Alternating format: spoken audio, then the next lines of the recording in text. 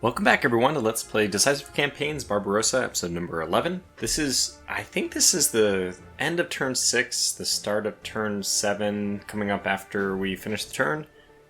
I might have that off, but at least in my own documentation on YouTube I've been saying what the turn is, and that's actually the only official record I have. Anyway, I guess the official record could also be found very easily here. Turn 0, turn 1, 2, 3, 4, 5.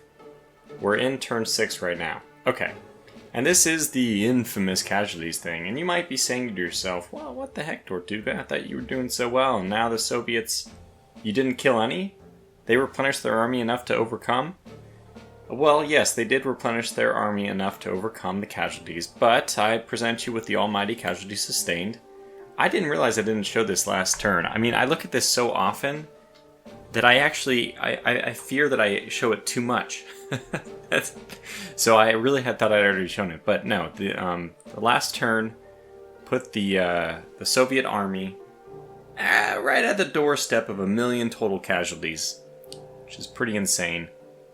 Note, this is 1 million, not in the whole war. I mean, not like, in the whole war, but I mean, not in over the total 3 years or whatever. This is 1 million in 2 weeks. That's pretty bad. Now, I don't know what the first year's casualty total was. I mean, even the 1941, so what would that be, about 6 months total casualty figure was for the Soviets.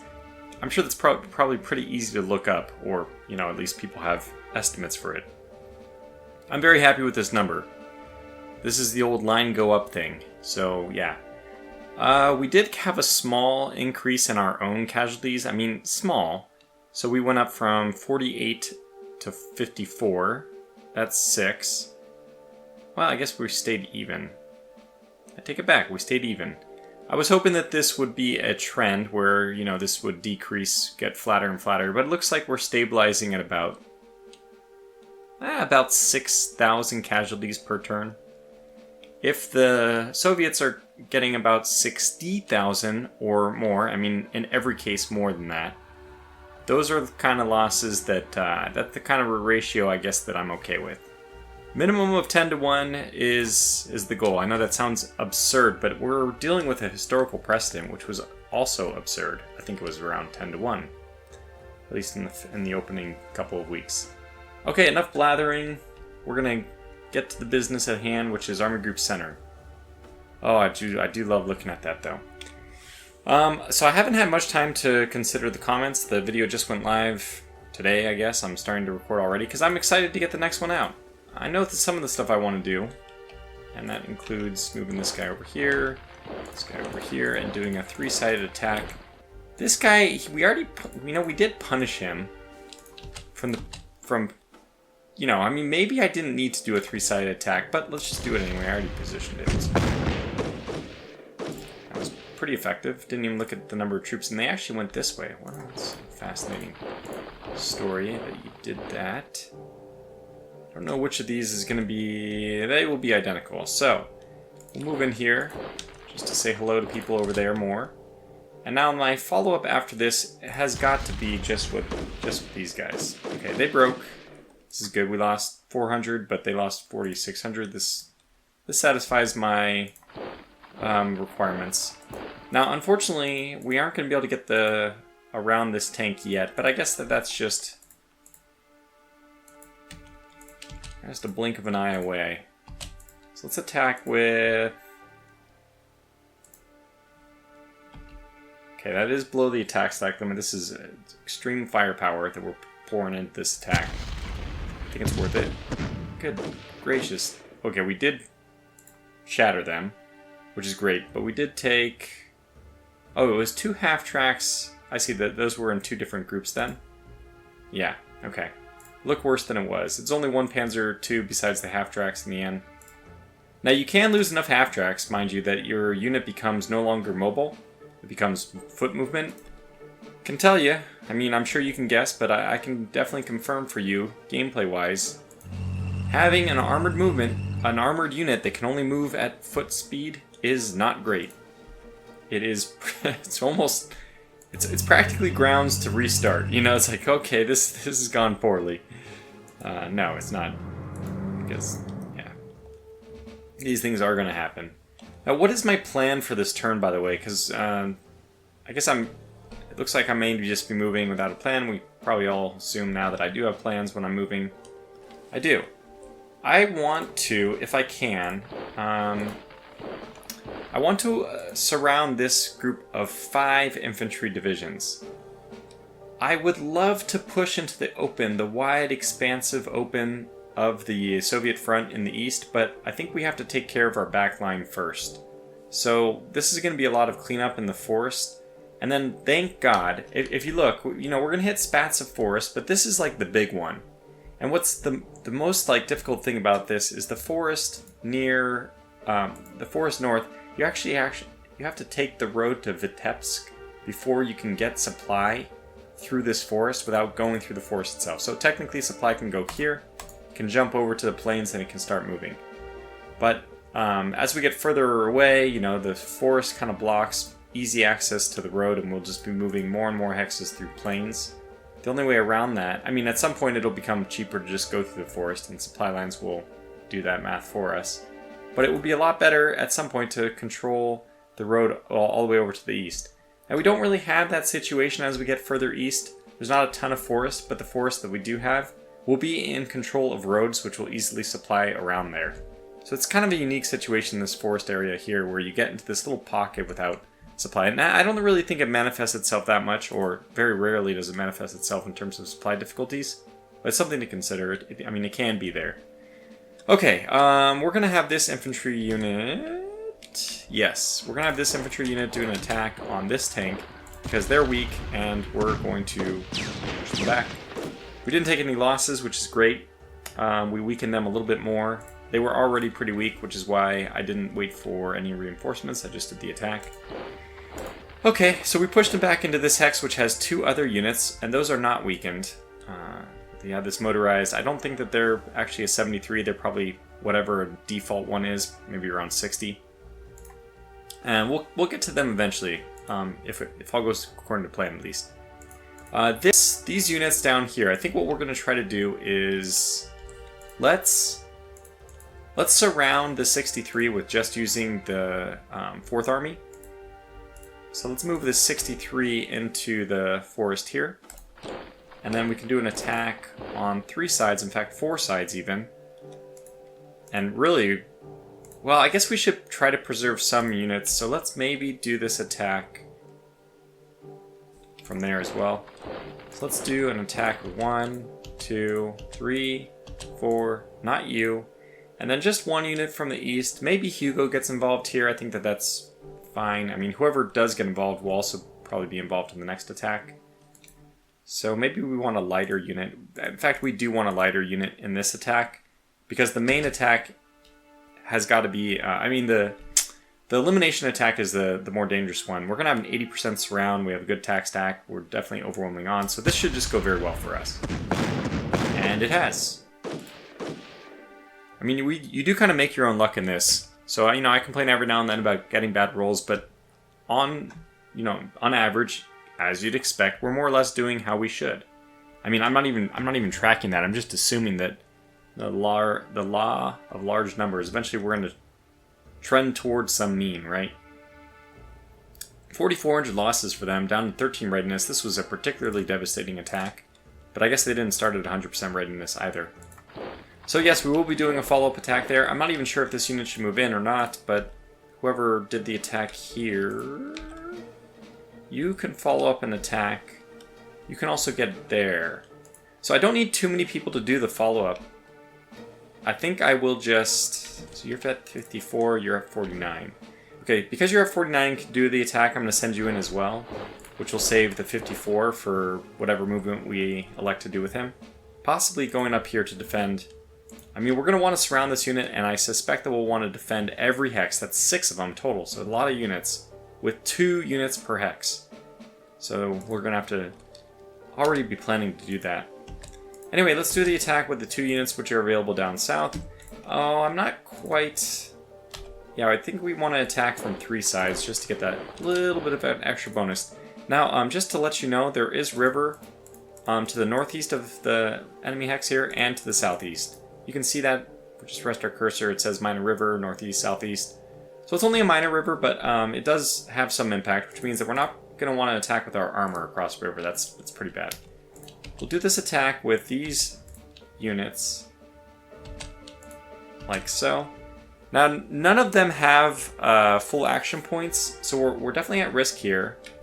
Maybe this is what I should do.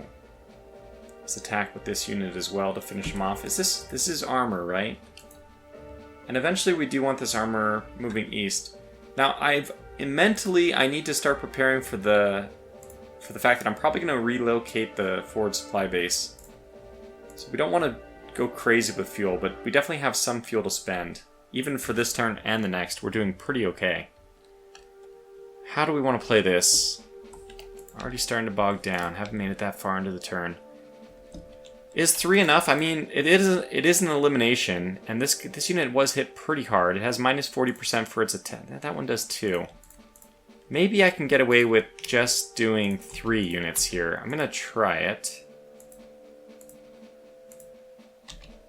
Yeah, you, and that's still 20% bonus. It's funny, we'll get 20% bonus. No, we won't. We would get 40% bonus if this was unit. Wasn't part of this. It was part of the army, but that's fine. Let's just do this. I think we're still going to be good enough to eliminate them, and we are. Good. Alright. It's a really interesting dynamic of the game that you have to try to weight how many people to put into an attack, because the minimum you can do with the best results, the better. Obviously, that allows you to use those troops that you didn't use opportunity cost-wise for something else. So it's definitely beneficial. Those units can't do anything but move into there. I think we have one in here as well. He can't do anything but actually we'll keep him on the road so we can cross the river a little bit easier next turn. We don't want this unit moving in there, so he'll stick around. And now we preserve the 10th Panzer's ability to do something. I'm not sure what, but, maybe if we're feeling super aggressive, we end up attacking this stack of 5 units this turn. They do have the minus 40% penalty. I think that attacking them is going to be worse than letting them attack us, but I'm not sure about that. And what I really had planned, actually, is to follow up an attack on these 3 armored units. Alright, well, let's start getting some of our work done by... I think we'll attack this armor. We could attack this armor with armor. And I don't think we'll need to do more than just these 2 guys, hopefully. It is a new armor unit, and it is going to be... I might attack it from a third side with this motorized, just to give it the extra concentric bonus. But they are very weak. We're at like 5-1 now. It should be good enough. Still lost 2 tanks. Unfortunately, 2 Panzer IIIs on top of that. That was not good.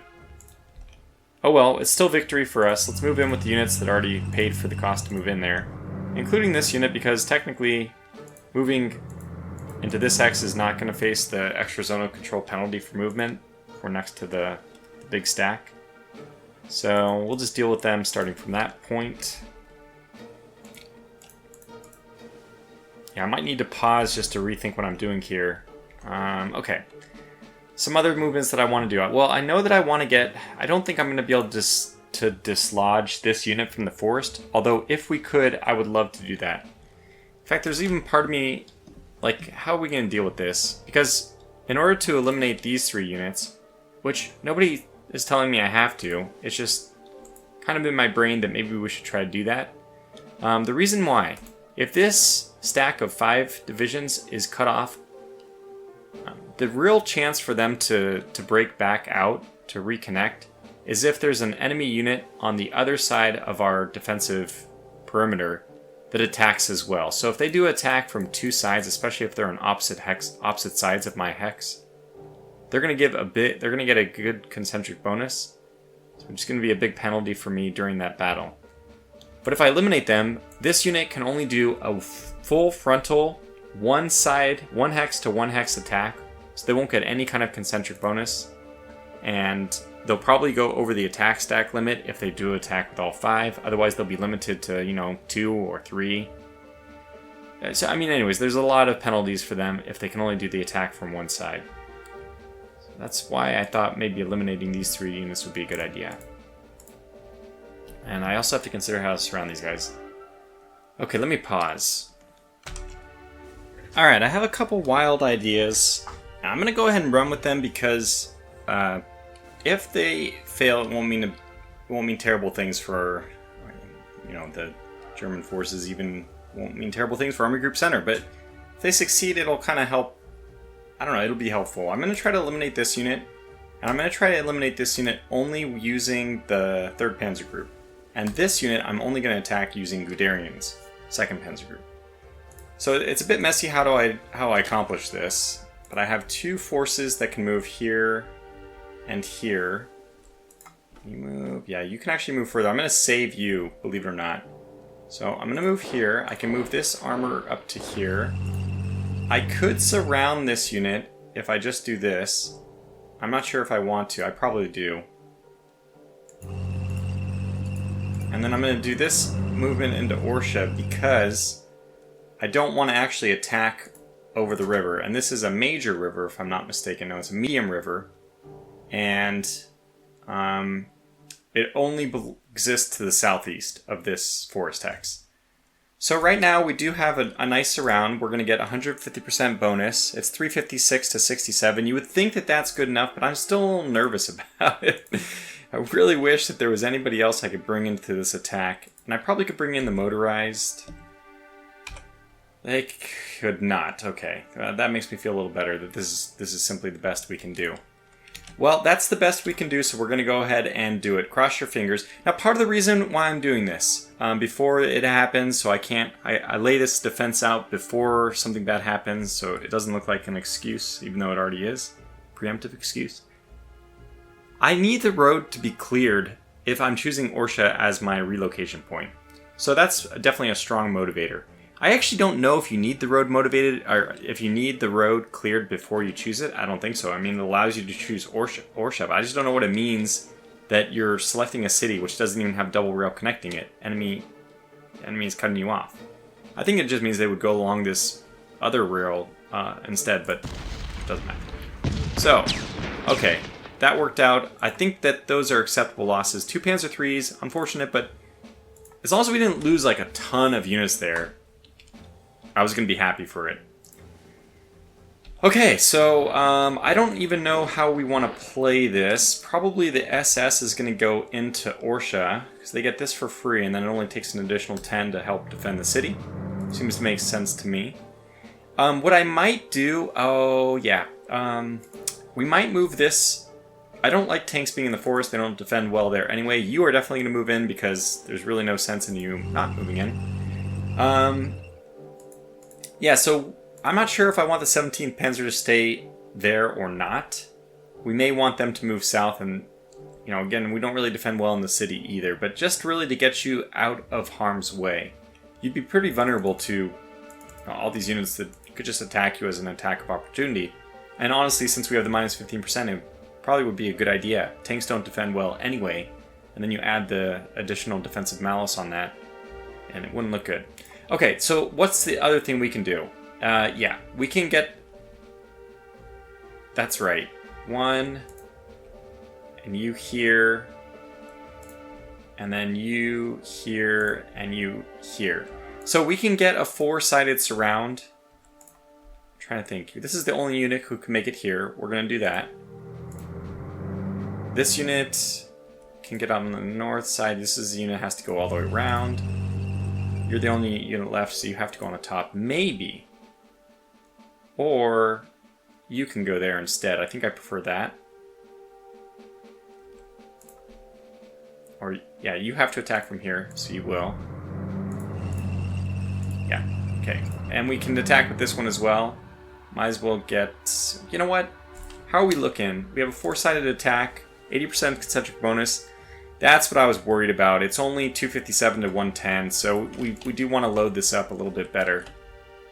Now, another thing I could have done, and I'm stupid for not having considered this earlier, is if I want to attack this big stack.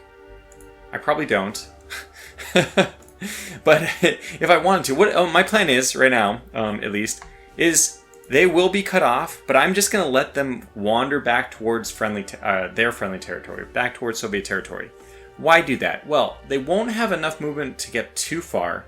So my plan is, instead of taking like the brutal attack this turn, they should have lowered a number of action points and not get that far. This is all now German territory for me, so I can catch up with them pretty quickly. So I just hope to surround them eventually with infantry instead of doing this surround. And by the way, where am I going to not surround them? I mean, the only hex I'm going to allow them to move out of is going to be this one. I could also do the north, but the north can be easily defended by purple, so purple will go there. I can still, by the way, do this attack. I have 4 units here. I have 3 units. We could get a 4-sided surround. You know, maybe let's just do that. I don't know why I'm being so reckless here, but we're going to go ahead and just do this. Take a chance. I just need 1 unit to get over here. That's 70. That's 75. Good. So 1 unit, and then everyone else just pour on in. In fact, I should be doing this with only the best units.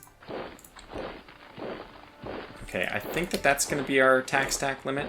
Just over. It is 100% bonus. It's only 2-to-1 odds. Oh, it's much less than 2-to-1 odds because we're attacking only with infantry, not all the armor that was helping us. Yeah, so we're a little bit over. It's 434 to 335. I kind of think we should still do this, which may sound crazy.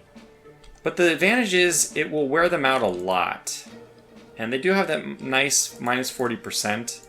We're going to get a nice bonus. I think we're going to do this anyway. Oops, not you. There we go.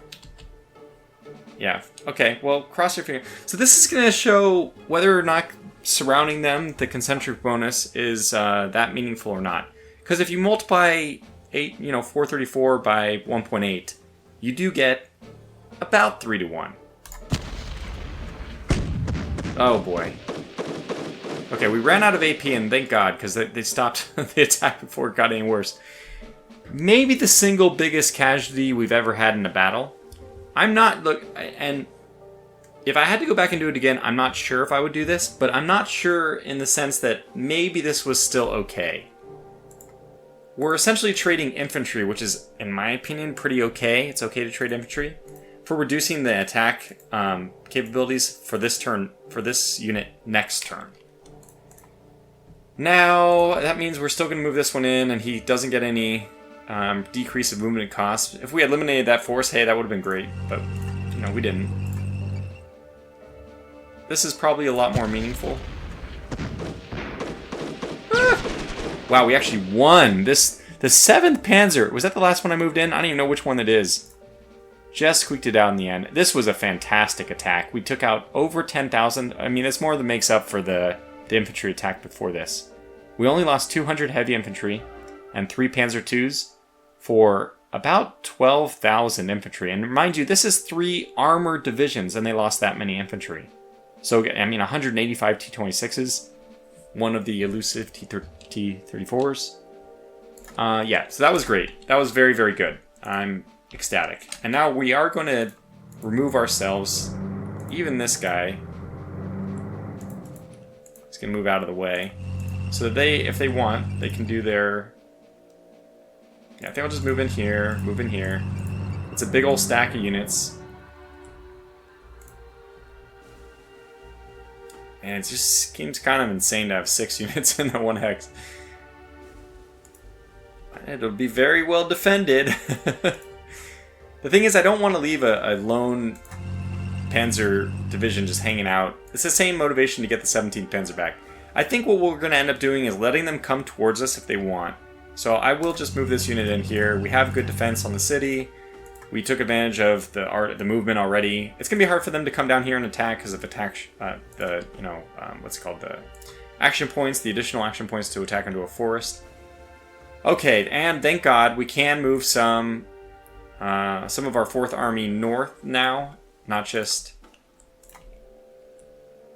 That's probably better to do. Yeah, good. So we'll have good defense in the forest, it turns out. How do I even want to do this? Let me pause real fast. Okay, I think I have the rest of this turn figured out. It's already been like almost 30 minutes. It's just crazy. But okay, let's go ahead and do this. So the general plan is going to be to let the 4th Army generally shift south. They're going to be the ones covering Gomel in the end, so that I just can leave some of their infantry there. For now, this cab's going to have to hold the city, but eventually that'll change. And because of that, I want to try to get... I mean, I can get this motorized into range. If I give up that little area, which I will. And we'll move probably right here. Oh, you're actually already in range, so maybe I'll just do that. Now, as far as... yeah, we're going to start moving the 4th Army to the south a little bit more. So this unit can go here. And the other, my Panzer Group infantry can move a little bit more north. And now look at that, we took another chunk of the front with us too, which is nice to see. You are probably just going to move into the forest, although we do have the forest up here. I want Hugo... Oh, we can... That's probably overkill. Let's move Hugo here, and let's move the 4th... I mean, I just talked about them moving south more, but this seems useful to me. Guess I could do this to defend the city better, and then this unit can move here. That seems okay to me. Just move these guys forward. I don't... Actually, they could move here, which will be a good prep for maybe... No, that's going to be... Oh, we had one more unit. Yeah. Probably need... I want... Okay, so one unit... Can one unit go and help here? You're the one who can get down here. I want you to go here. I want you guys to cross, but what about you? You can't make it... boy. Would love to have helped out here. I'm just going to assume that they don't attack into the forest, so I'm going to go ahead and double defend this weaker hex. So we have 2 and plus a panzer here. 2, 2, and 1 in the forest, so that is definitely the weak link. This unit also has to... Is this cover? 1, 2, 3, 4, 5. No, I think this might cover. Just covers everyone. Just barely. Oh, we have this. I didn't even realize we had a Panzer division here. They could have helped out, but I guess in the end we didn't need them. And oh, we're down to 3,000 fuel. So if I'm moving forward, which I do plan to do, should probably be a little bit more cautious with our fuel usage. In which case, the 10th Panzer, you are just barely in range, so that's where you're going to stay. And I will adjust and move you closer to the HQ next turn. Or you'll be out of range and I'll just, you know, do that thing where we teleport you. Okay, more infantry still needs to move. So the units that are like close to getting over Moglev, I'm going to put most of them over here. And just one on the north, just in case I need to react to the north. 4th Army itself, I would like to move... Okay, we're covering everybody, at least for this turn, by doing... Why is that 25? Oh, just because it's land. It's not an armored unit, or it's moving at foot speed, I think. Well, technically staff speed. But yeah, we will move you forward one more, and that still keeps most of their units in the blue, too. You, yeah, this is another one where I think getting across is going to be more important. Okay, so we should be pretty much done. I think we'll move this unit just up like that. And we'll move this unit over here. Okay, so everybody's within range, except for we do need to move this one up as well. And probably this will do. Everyone's in range. Is everyone in range of 2nd Panzer Group? Yes. Just barely. I mean, not these two, but that's a known problem. And you might as well at least move up a little bit more. Just to give you more action points, 50, 60, 70, 80. So we can move all the way here at basically no cost. It's just road movement. 600. I say that, but it's still 600. So why don't we just go park ourselves in Minsk? Alright, go hang out, suppress the rebellious population, and that's it for this turn, I guess. Alright, last thing is a couple more decisions, mainly just moving the forward supply base up in Army Group Center. This is already what we expected. We're going to be moving to Orsha. Plenty of other options here, but obviously I think the one that makes the most sense, especially after we've cleared the road all the way to Orsha, is Orsha. Oh god, this can take 12 days. Okay, that's 3 turns, so this is... wow, okay. I highly suspect our fuels in Army Group Center, our 2,700 is not going to last us 3 turns, so we'll have to be rationing things there. Let's also go down and check the relocation of the airfield here. It wants to go to Lvov, and that's interesting, but the problem is that's not much of a jump. We're operating right now out of Lublin, and you can see that, yes, it is a little bit further forward, but it's not that much further forward. And what we'd rather have is if we can take Proskoro, that would be great. Probably already talked about this, but Kiev is too far north. We would prefer not to move there. And eventually Kirovograd is a really good option. If not that, even like Nikolaev is not a bad one, because a lot of the fighting that we're going to get stuck on is going to happen over here in this area. And the open plains is a little bit less necessary for us to have the added Luftwaffe bonus. That's that, but I don't think we're actually going to be doing any of that movement this time, and we will hold off on the rebasing to Kaunas. We'll see what options we have. Again, I'm still trying to hold out for Riga. But that's it. Let's end the turn. Here we go. Alright, starting by pulling back in the south. Looks like, okay, those 5 trapped divisions are pulling back in center. Some withdrawals near the center north border. Okay, oh wow, we were attacked in the south. I saw 3,200 losses. That's terrible. They're pulling... okay, actually, they're manning the front between Gomel and Smolensk. That is a lot of Soviet forces. Wow, that's a lot. Some small pulling back in the south. Looks like they're pulling back some people in the north. Not many, though. I think overall, a lot of staticness. Major Berker, report on his tour to 10th Panzer Division. The stubborn resistance of the many isolated enemy elements scattered behind our advance brings about many critical situations, but notwithstanding this, our troops feel self-assured and superior. Okay, so we have a bonus in the north with 18th and 16th. Very useful, both of the big armies. In the center we have 3rd Panzer Group, which is not very useful, but that's, I mean, we'll take it, but we have no fuel there anyway. 6th, 17th, and 3rd Romanian in south. That's actually fantastic. So, some failed to withdraw. We had 5 division. Oh my gosh, wait. 1 army headquarters is awaiting deployment? That's fantastic.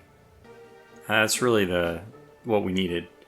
Okay, fuel looks good. Actually, it looks fantastic in the south. I guess fuel is flowing again. Okay, lots of cool stuff to cover. We'll try to do the history and even the Finnish theater pretty quickly here. I want to start off by acknowledging that the fuel is flowing in the south, and I took kind of a deep dive into this after the turn resolution to kind of figure it out a little bit better.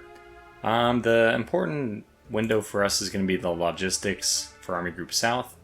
What you can see is that because our fuel was not flowing last turn, I mean, this is my speculation, but I think it's true.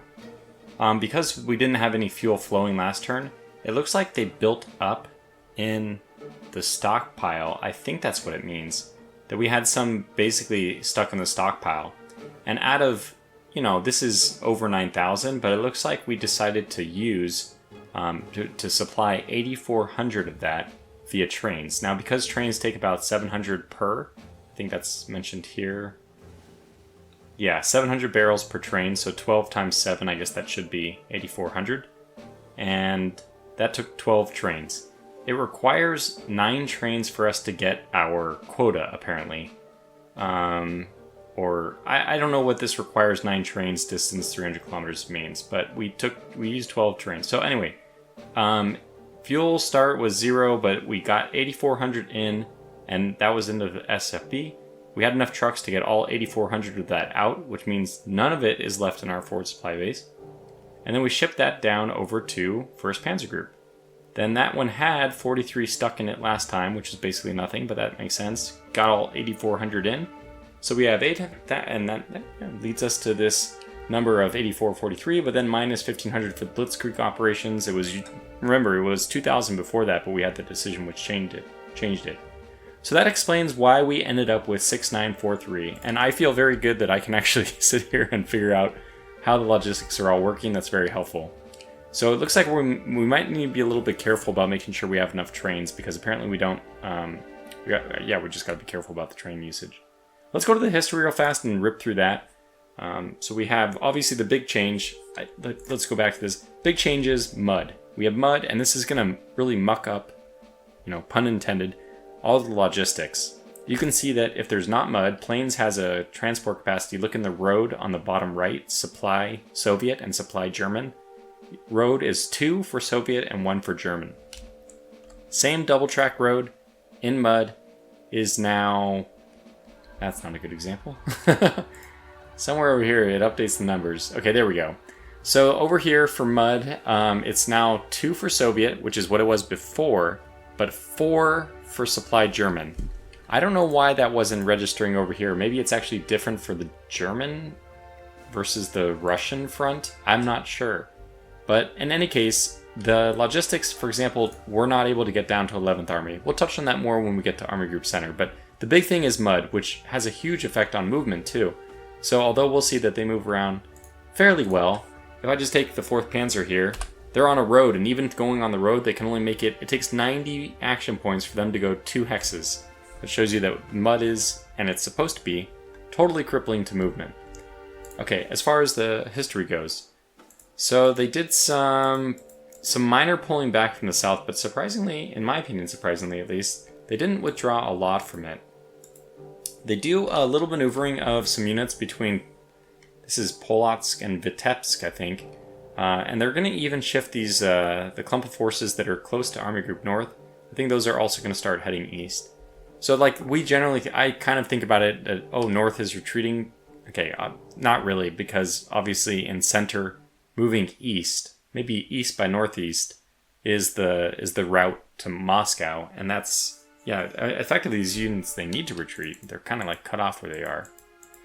They piled up a whole bunch of people outside of Smolensk, so, it was nice to see a nice empty border free from Soviet units, but it's not going to be the case for very long, as we see they're already bringing in reinforcements. The 5 units, infantry divisions that we had cut off, just as I anticipated, tried to break back. But what you can see is only 2 of them managed to go 3 hexes. 3 of them are stuck at only moving 1 hex. Sorry, 2 hexes for 2 of them, and 3 of them moved only 1 hex. So they didn't make it very far, and that's what I was hoping would happen. It did. Some pulling back in the south. It's actually a little bit strange to me. It's almost like they gave up on Kiev altogether. But I mean, you can kind of see that might make sense. We have definitely, we're really at the brink of swinging the door shut and having our biggest pocket of the game to date. What else do we have? This is the pulling back I was mentioning to the east. This is where they're going to isolate Gomel. They actually have, apparently they have a lot of units here, and they attacked us last turn too. So they're pushing up by, right in between Gomel and Smolensk, as I mentioned earlier. This is more in the south. It looks like this is the big attack. I was going to say that they are trying to shift east, but in fact, in this case, this was a pretty brutal attack. So I don't know how many units they attacked with. They only did it from 1 hex because they don't have any units in any other hex anyway.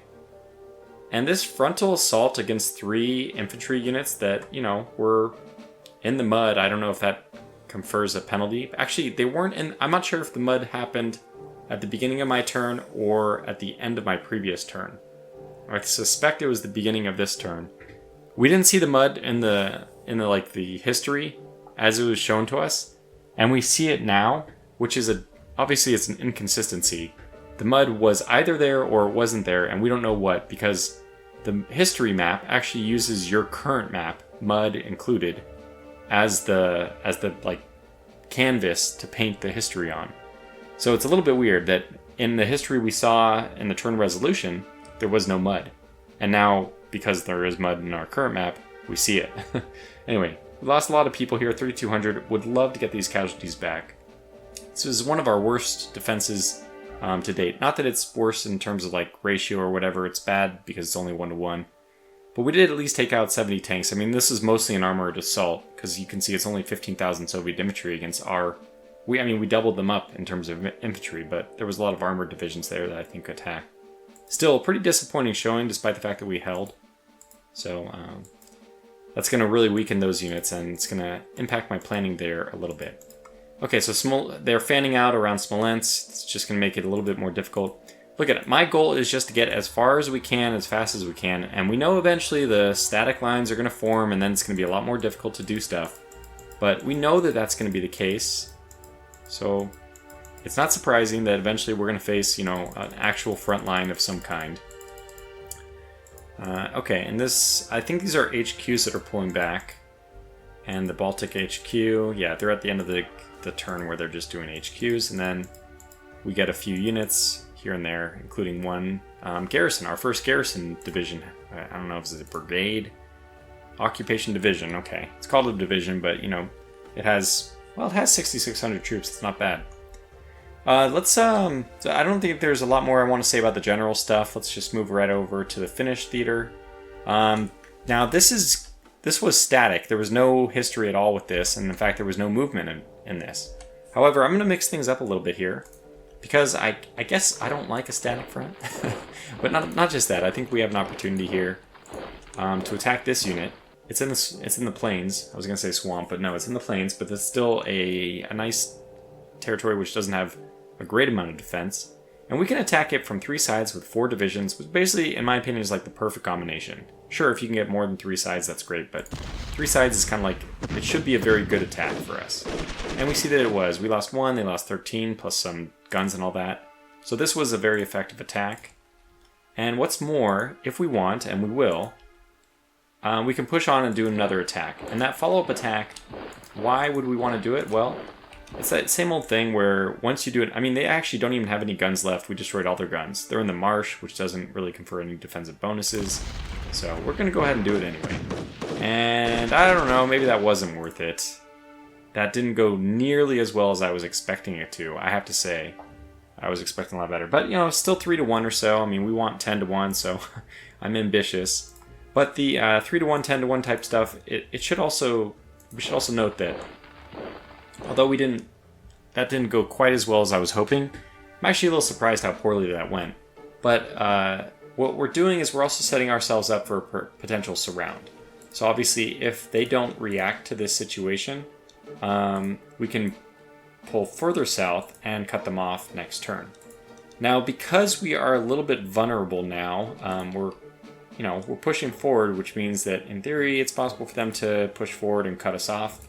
So we're just going to prevent that by pushing our units forward. And then we have the headquarters. I don't know, the headquarters will probably move forward to here. We want to 1, 2, 3, 4, 5. Yeah, so we can move here and that's fine. That still puts us in range of our 2 units down there. 1, 2, 3, 4, 5. Yeah, we'll do that. And then we can, most importantly, we can get this unit forward as well, which means that when it comes time to attack the 74th Rifle Division of the Soviets, we'll now have, again, 4 units ready to go. And I really like that number. We may even want to shift everyone clockwise by 1 hex, except for one of the 2 units here. And then we can get a 4-sided. Or, if things go really well, we might attack with both of our units over here, suffer some pretty tough losses, I'm sure. But if this unit, as I suspect they will, retreats south, we can move one of our units north and actually get the full cutoff and once again destroy another Soviet division. And they're already a little thin on the Finnish front, so I think that'll be pretty effective. But anyways, that's my plan. No action in the south, because right now they didn't reoccupy the marsh, which is probably smart. And we don't have the guts. We don't have not the guts, but we don't have the stupidity, I should say, to attack them. Even in the marsh right here, we could probably move forward and do a 3-sided attack, but there are 2 units there. We're going to just focus on the northern front right now and see how that goes, and then maybe revisit the south at a later point. But we like that we're tying up a lot of their units. Army Group South. Well, I actually recorded the entire next army group, but I don't have time to fit it into this video. Otherwise, it will take us over almost to 1 hour and 10 minutes. So we'll save that one for the next video. Until the next one, Thanks for watching, stay safe, and take care.